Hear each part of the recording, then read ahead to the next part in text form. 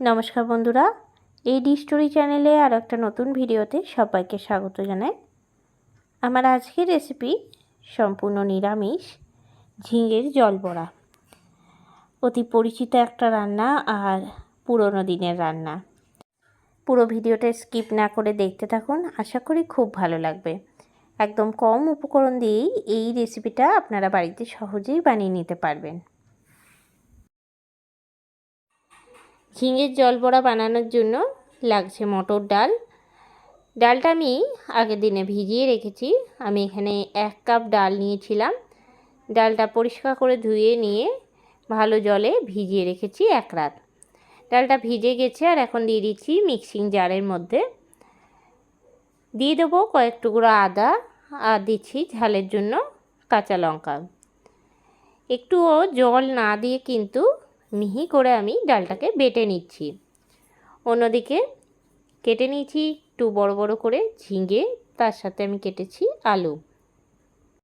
ঝিঙেটা একটু বড় বড় করে কেটেছি, কেননা ঝিঙে তাড়াতাড়ি সেদ্ধ হয়ে গেলে নরম হয়ে যায়। আলুটা ডুমো ডুমো করে কাটার পর ভালো করে ধুয়ে নেব। অন্যদিকে কড়াই চাপিয়ে নিয়েছি, কড়াইয়ের মধ্যে দিয়ে দিলাম 3 চামচ সর্ষের তেল। তেলটা ভালো করে গরম হয়ে গেলে তেলে ফোড়নে দিয়ে দিলাম কালো জিরে 1 চামচ, একটা শুকনো লঙ্কা। ফোড়নটা খুব ভালো করে রেডি করে নিচ্ছি। প্রথমে ফোড়ন থেকে সুন্দর গন্ধ বের হলে দিয়ে দিচ্ছি প্রথমে আলুটা দিয়ে খুব ভালো করে নাড়াচাড়া দিয়ে ভেজে নিচ্ছি। আলুটা হালকা ভেজে নেওয়ার পর দিয়ে দিচ্ছি কেটে রাখা ঝিঙেটা কিন্তু কাটার পরে খুব ভালো করে ধুয়ে নিয়েছি। ঝিঙেটা দিয়ে আলুর সাথে খুব ভালো করে আমি নাড়িয়ে নিচ্ছি। এরপর আমি এর মধ্যে দিয়ে দিচ্ছি আদা বাটা। এই রান্নাটা কিন্তু একদম কম মশলায়, মানে বলতে গেলে মশলা ছাড়াই কিন্তু করলে বেশি ভালো লাগে। আদাটা দেওয়ার পর ভালো করে নাড়াচাড়া দিয়ে নিলাম। এরপরে দিয়ে দিচ্ছি সামান্য পরিমাণে হলুদের গুঁড়ো, দিলাম 1/2 চামচের মতন জিরে গুঁড়ো আর দিলাম পরিমাণ মতন লবণ। সব কিছু দিয়ে আরও একবার খুব ভালো করে নাড়িয়ে নিলাম। দিয়ে দিলাম একটা চাপা ঢাকা, গ্যাসের ফ্লেমটা একদম লোতে করে দিলাম। অন্যদিকে মটর ডালটা কিন্তু আমি একদম মিহি করে বেটে নিয়েছি, একটা বাটির মধ্যে ঢেলে নিচ্ছি। ডালটার মধ্যে দিয়ে দিচ্ছি সামান্য পরিমাণে হিং পাউডার, দিচ্ছি পরিমাণ মতন লবণ, একদম সামান্য পরিমাণে লবণ দিলাম, আর দিলাম সামান্য হলুদের গুঁড়ো। দিয়ে খুব ভালো করে আমি মিশিয়ে নিচ্ছি। অন্যদিকে কড়াইয়ের ঢাকনাটা আমি খুলে দিচ্ছি। অনেকটা পরিমাণে জল বেরিয়েছে। ঝিঙের মধ্যে কিন্তু আমি একটুও জল দিইনি, আর এই জলেই কিন্তু ঝিঙেটা সেদ্ধ হয়েছে। এরপর আমি দিয়ে দিচ্ছি পোস্ত আর সর্ষে বাটা 1 চামচ, তার সাথে দিলাম কোরানো নারকেল 1 চামচ। এই রেসিপিতে কিন্তু অবশ্যই নারকেল বাটাটা লাগবেই। ভালো করে নাড়িয়ে নিচ্ছি। এরপর আমি দিয়ে দিচ্ছি বেটে রাখা ডালটা, চামচে করে একদম বড়ার আকারে সামান্য করে দিচ্ছি। আর এই যে ঝিঙে যে ঝোলটা ফুটবে তার ঠিক উপরেই কিন্তু চামচে করে করে দিয়ে দিতে হবে। ঝোলটা ফুটতে ফুটতেই কিন্তু মটর ডালটা শক্ত হয়ে যাবে আর বড়ার আকার কিন্তু ধারণ করবে। তবে এই সময় অবশ্যই গ্যাসের ফ্লেমটা কিন্তু লোতে রাখতে হবে। ঝিঙের জল বড়া খেতে কিন্তু দারুণ লাগে। খুবই পুরনো দিনের একটা রান্না, অনেকেই হয়তো জানেন। আবারও বানিয়ে নিতে পারেন এইভাবে, আশা করি খুব ভালো লাগবে।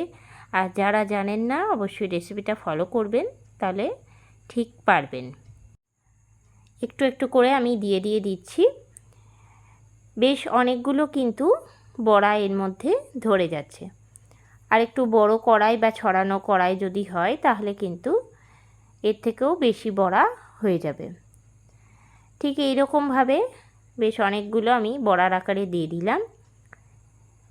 অবশ্যই কিন্তু গ্যাসের ফ্লেমটা লোতে রাখতে হবে, যদি হাই ফ্লেমে থাকে তাহলে কিন্তু বড়াগুলো ভেঙে যাবে। দিয়ে দেবো এবার চাপা ঢাকা, একদম কম আছে, আস্তে আস্তে ঝোলটা ফুটলে এই বড়াগুলো শক্ত হয়ে যাবে। আমি 10 মিনিট পরে ফিরে আসছি।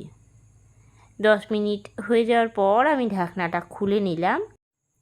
এখন কিন্তু ঝোলটা অনেকটা টানটান হয়ে গেছে, আর বড়ার এক পিঠটা শক্ত হয়ে গেছে। আমি উল্টিয়ে দিচ্ছি অন্য পিঠটা শক্ত হওয়ার জন্য। আস্তে করে খুন্তি দিয়ে দিয়ে উল্টে দিচ্ছি। চাইলে চামচ দিয়ে দিয়েও কিন্তু উল্টে নিতে পারেন। খুন্তি দিয়ে যদি মনে করেন যে সাইডটা ভেঙে যাচ্ছে, তাহলে কিন্তু একটা বড় চামচ বা হাতা দিয়েও কিন্তু বড়াগুলোকে উল্টে দিতে পারেন। এক পিঠটা হয়ে যাওয়ার পর অন্য পিঠটা যাতে শক্ত হয় সেজন্য কিন্তু বড়াগুলো একটুখানি উল্টিয়ে দিতে হবে। সব বড়াগুলো উল্টিয়ে দেওয়ার পর ভালো করে আমি 10 মিনিটের মতন আবারও ফুটিয়ে দিয়েছি। আর বড়ার এখন দু পিঠটাই কিন্তু শক্ত হয়ে গেছে। নামাবার আগে দিয়ে দিচ্ছি চেরা কাঁচা লঙ্কা আর দিলাম সর্ষের তেল 2 চামচ। এরপরে একটা বাটির মধ্যে আমি তুলে রাখছি। তৈরি হয়ে গেল ঝিঙের জল বড়া। অতি পরিচিত আর পুরোনো দিনের রান্না, একদম সহজেই কিন্তু বানিয়ে নেওয়া যায়। গরম গরম ভাতের সাথে সম্পূর্ণ নিরামিষ এই রান্নাটা কিন্তু আপনারা বানিয়ে নিতে পারেন। একদম সহজেই যে কোনো নিরামিষ দিনেই কিন্তু বানানো যাবে। আজকের এই রেসিপিটা আপনাদের ভালো লেগে থাকলে লাইক করবেন, শেয়ার করবেন। এই চ্যানেলে নতুন বন্ধু হয়ে থাকলে চ্যানেলটা সাবস্ক্রাইব করার অনুরোধ রইল। আর যারা ফেসবুক পেজ থেকে দেখছেন অবশ্যই পেজটাকে ফলো করে দেবেন। আবারও নতুন কোনো রেসিপি নিয়ে হাজির হব। সঙ্গে থাকুন আর দেখতে থাকুন। সবাই ভালো থাকবেন, সুস্থ থাকবেন। ধন্যবাদ।